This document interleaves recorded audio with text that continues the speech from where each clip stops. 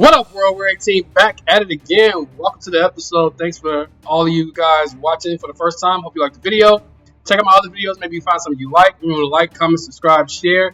Thank you to those who've been with me since the beginning. Truly appreciate you guys for sticking around, watching my videos, liking all that good stuff. Continue to do so. Let's get into this video. It's going to be a good one. Hope you guys enjoy it. Every great hero needs a villain, and some villains just steal the entire show. Whether it's through cunning intelligence, endless ambition, or a voice you can't forget, these cartoon bad guys are more than just evil, they're iconic. Today I'm breaking down some of my personal favorite cartoon villains, the ones who made the shows unforgettable, like Starscream from Transformers, Cobra Commander from GI Joe, Xanatos from Gargoyles, Vandal from Young Justice and other cartoon iterations, and the Demona Gargoyles. Let's get into what makes them great, what makes them memorable, and why they stand alone above the rest. How quaint! The girls have come to rescue their boyfriends! Let's start with Starscream, one of my favorite all-time Transformers villains. Most people would say they like Megatron, but I'm a big Starscream fan. He's a poster child for betrayal. What makes him a standout isn't just his constant backstabbing, it's how hilariously consistent and ambitious he is. He's not just evil, he's greedy, power-hungry, and completely shameless about it. What separates Starscream is that he's both a threat and comic relief. His whining voice, his dramatic flair, it all seems to work somehow. You're never rooting for him, but you love watching him flail gloriously. And every time he tries to overthrow Megatron, we all know it won't end well, but it's always entertainment. I've always been a fan of Starscream. Like I said, I thought he was hilarious. His voice is perfect for him. And he's whiny. He's like the guy who can't get on top but wants to be on top. And there's no way he would ever defeat Megatron because Megatron's bigger and he's more authoritative, whatever. But constantly watching him on screen, trying to be a loyal betrayer is hilarious. Always scheming to be on top. He's definitely in my top tier of cartoon villains. Through every iteration, every form of Transformer, he's always the same way. Not much with the newest Transformer movie that came out a couple months ago. That in that movie he was more of a leader type, even though Megatron did take over the Decepticons, but he wasn't that whiny. But I love his character. I've always loved him, and he is definitely top tier when it comes to villains overall. But first, Destro, they must find us. And how long can they search the globe before their fuel is gone? Alright, next up we got Cobra Commander from GI Joe. Possibly one of the most recognizable villain voices in cartoon history. His shrill delivery, his outrageous plans, and his total inability to ever win makes him unforgettable. Cobra Commander is top 5, one of my favorite villains of all time. He's super funny without trying to be funny. He's real smart too, because his plans almost always work, if that makes sense. They're not going to work because G.I. Joe somehow figured it out, but they're close to working every time. There's been several cases where he's damn near come close to winning, like in the G.I. Joe movies, damn near came close to winning before they turned him into a snake. That's a good movie if you haven't seen the G.I. Joe movie. Real good. Duke almost dies. They make it seem like he's going to die like they did Optimus and Transformer, but they didn't kill him off. Anyway, I love Cobra Commander. I like him better than Serpentor. I thought Serpentor was super corny and over the top. I didn't like Destro. I liked the way everybody was trying to betray him, but he always stayed on top. He never really until Serpentor came around, he never really let anybody betray him or take his throne or whatever. And he was always there to almost beat G.I. Joe. That was what makes him one of my favorites, because he never gave up. Even though he was always on the losing end, he never gave up. Every episode he was out there making a new plan to conquer the world or whatever the fuck Cobra does or whatever. He's completely ineffective, and that paradox is what makes him fun. He's pure chaotic evil in a Saturday morning cartoon kind of way, and somehow, despite always losing, he never stops trying, like I said. Great villain, one of the best villains of all time, one of the best voices for a villain of all time. Like I said, he's definitely in my top 5 villain cartoon characters. May I say one last time, Mr. Xanatos, that the costs of this venture will be astronomical. Start hiring crews. I want to begin as soon as possible. It may prove difficult to find the necessary manpower. This castle has a bad reputation. The locals consider it haunted. You know the answer to that, Owen. Pay a man enough, and he'll walk barefoot into hell. The next villain I'm going to talk about is top tier villain or whatever. David Xanatos from Gargoyles, the chess master is what they call him. Played by Jonathan Frakes from Star Trek The Next Generation, who was William T. Riker, if you didn't know who that was, Picard's #1. Fantastic voice actor, one of the best choices. Oh my God, his voice acting is amazing. He's like he was made for that. But the Xanatos character, he's super smart. One of the most intelligent villains ever. So his whole story arc was crazy because he started as you portrayed him as a good guy to begin with. He released the gargoyles from their spell. He became their friends. They lived in his tower, and then they had a falling out, so he became their enemy. And then he was a villain to them, and then all of a sudden, he had a kid, and he needed protection, so they became friends again for a little while, and then he was back to a bad guy. So his story arc was up and down. So you get to learn how each character is. You grow with the character. You feel for the characters. It was great storytelling, great animation, great voice acting. It was a good job making the show. But Xanatos, he's unlike any other villain ever. He's brilliant. Unlike all other stupid-ass villains, he isn't clumsy or loud. He's calculated. He's a businessman, a manipulator, and a planner who's always 10 steps ahead of everybody. Even when he loses, he wins because he always has a plan for his losses or whatever. So he's always ahead of everybody no matter what he does. He has a plan for when he wins. He has a plan for when he loses. So in the end, he's planned for everything, so he never loses in the end or whatever. He's not driven by revenge or ego. He's driven by power and legacy. He represents the modern corporate villain who doesn't need to scream to dominate. And honestly, that makes him more terrifying in the end. He's definitely one of the best villains in cartoons. I wish they would do a reboot of the Gargoyles cartoon. Maybe even make a movie. That would be cool too. But they should definitely do a reboot of that cartoon. This is a great cartoon. They have so many more stories they could tell with that. And he's a great villain who would do what he did before, take over the show. He was unbelievable. Every time he was on the screen, you wanted to know what he was doing and what his plan was.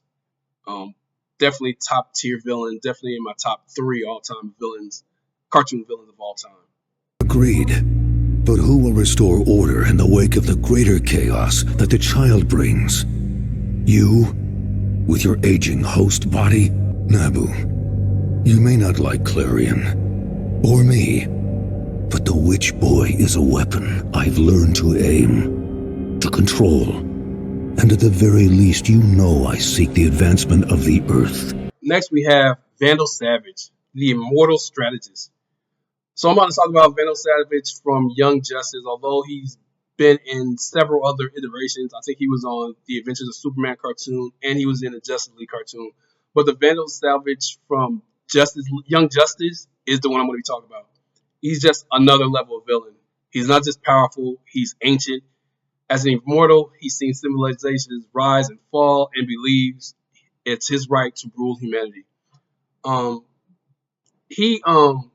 They really fleshed out his character in Young Justice. They showed his beginning, how he was a caveman. He slept on the meteor that gave him his powers or whatever, and how he evolved over the centuries to become the type of villain that he is. He is so smart because you don't get that smart without living that long. Like he's been around for generations or whatever. In the cartoon, they showed him having kids and developing them and having to kill his own daughter. So he's a complex character. He's always a bad guy, but his needs come first. So in the cartoon, it shows him saving the world and working with heroes, but only because if there's no world, he can't rule it.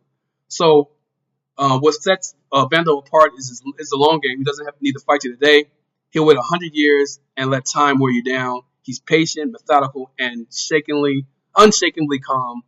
That kind of confidence makes him unnerving. He doesn't yell. He simply knows he's inevitable. He's like Thanos. He's inevitable. He can like you have a hero. Humans die. He's never going to die. So he can just, like I said, he can just wait them out, wait till they die, and just move on to the next one. He's just an unbelievable, calculating villain, one of the smartest villains in all of Marvel. I mean, in all of DC, in my opinion. Just because he knows that he can wait pretty much anybody else, unless you're fucking like a god or something. He can wait you out, and he'll be there until the end of time because he's never gonna die.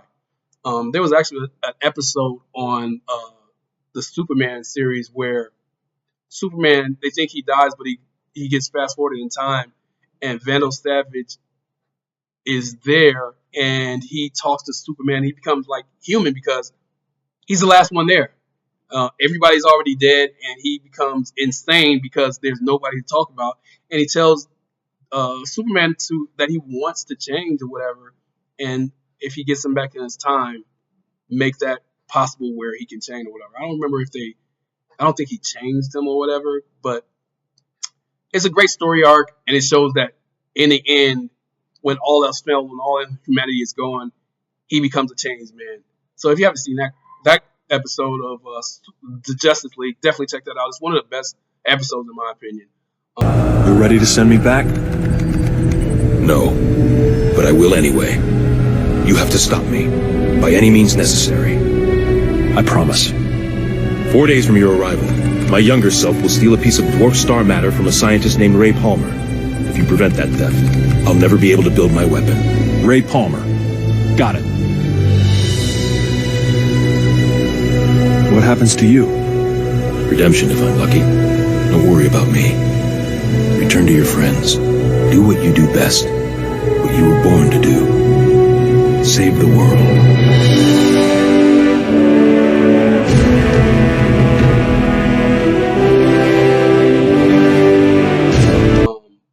But yeah, Vandal Savage is amazing. He's a great villain. Definitely check out Young Justice 2. If you haven't seen that, it's on Max. All 4, I think, seasons. And he's definitely a prominent character in that show.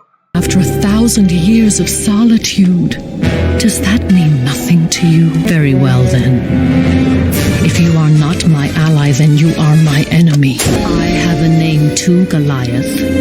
The humans gave it to me long ago. You should know it before you die. I am... This is going to be the only female on my list. Demona, the tragic villain, played by Maureen Sardis from Star Trek The Next Generation, who was Deanna Troi, the ship counselor. Fantastic voice actor. Her voice acting is amazing in this cartoon. So Demona is an amazing villain. Her whole story arc is unbelievable. They really flesh out this character. They make you love her and hate her at the same time, but they also make you understand why she has these feelings towards humanity. So she's one of the most tragic villains in animation. She's been betrayed, angry, and immortal. She turns her pain into hatred. Unlike the others, you can feel her pain. What makes her most unforgettable is that she believes she's right. Her hatred for humans comes from centuries of betrayal, but she's also her worst enemy. Her vendetta consumes her, and you can't help but feel her fear and pity. She's complex, she's powerful, and she shows how a villain can be layered and emotionally deep. So her character goes through so much over the centuries and throughout this cartoon. She starts as a good guy. She's in love with Goliath. They have eggs together.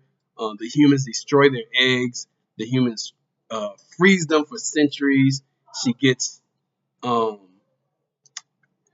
released. She gets into a spell where she's bound to this one guy, and the only way she can die is if they kill each other. So she's immortal. She's human during the day, and she's a gargoyle at night. And they made her a white woman too, which is kind of weird because I always picture gargoyles as being black. But whatever, that's beyond the point. But her character is amazing because the things that she goes to, and like I said, you could understand why she hates humans so much, and why she pities Goliath because he loves humans. And her whole story arc is one of the best story arcs in cartoon history, in my opinion. As a villain, going from a good guy, a sort of good guy, to a villain, to being angry all the time, to being hated, to hating humans for her entirety of the show. and to be so complex and be so smart too. Truly one of the best villains in all of cartoons. She's definitely in my top 5. That's why I chose her. Like I said, she's the only female in this because you can't deny how good a villain she is, to tell you the truth. But yeah, she's amazing. And if you haven't seen Gargoyles, they have all the seasons on Disney Plus, so definitely check it out if you haven't seen it. It still holds up today. It's a great cartoon. Like I said, the episodes connect, so you follow the whole story, and you learn so much about all of these characters, including Xanatos and her.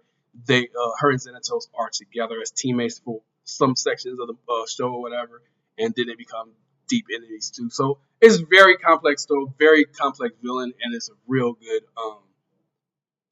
portrayal of a hurt villain that you learn to love, I guess you could say. So I'm a grown man. I still love cartoons. I've loved cartoons all my life, and what makes cartoons great for me is a great villain.